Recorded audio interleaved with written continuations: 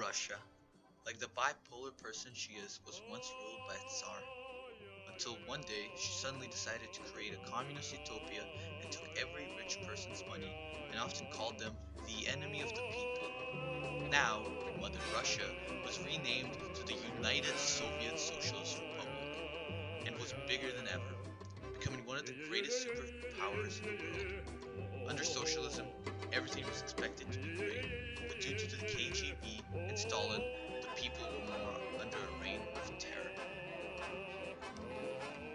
My story starts before the revolution. My great great grandfather was a Muslim priest in the Tatar region of Russia. He owned land, cows, horses, and was generally seen as a rich and respectable religious person. All that was taken away when the communist revolution started. The new government named him an enemy of the people for being rich. They took all his money, land, and possessions and started to hunt him down. My great great grandfather was forced to flee to Uzbekistan for his own safety, leaving everything behind. That's where he met my great great grandmother, another person fleeing the wrath of the USSR. My family continued to multiply and live in the Stan countries: Kazakhstan, Uzbekistan, Kyrgyzstan, and such. After many decades of children, my mom finally came along. She was the oldest in the family of four. Her twin sister, who was born second, lived with our aunt, and my mom lived with her own mother. At an early age, she was forced into hard labor, whether it was working on a small farm, which apparently every Russian, Kazakh, Uzbek, etc. have, or working on beehives, or cleaning the house, or helping with cooking. She was never allowed for sleepovers, and the very few times she was forced to clean the whole house until 10 p.m. By the time she arrives at her friend's house, she is forced to sleep due to the school next day. My mom ended up moving out at 14, desiring autonomy from her family by resettling with more family in a village.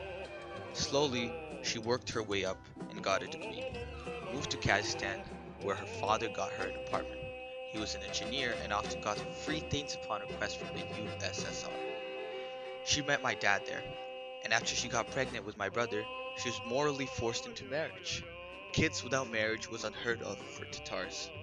After 7.5 years, they had me. When I was born, my mom and father were planning to move to Canada. They learned English, had proper education, and kept trying to get in. But when I was 2 years old, my father divorced my mother and left to Russia. He ended up moving to Manitoba sometime later, but this is irrelevant to my story. After my mom dealt with the divorce, she decided to check if she could make it to Canada. Luckily for her, she was barely 1 point above the 67 points required. She sold her properties given to her during her communist days from her father and began her move to Canada. When she finally completed her trip here, she managed to get help from some of her friends and had successfully remained in Canada henceforth.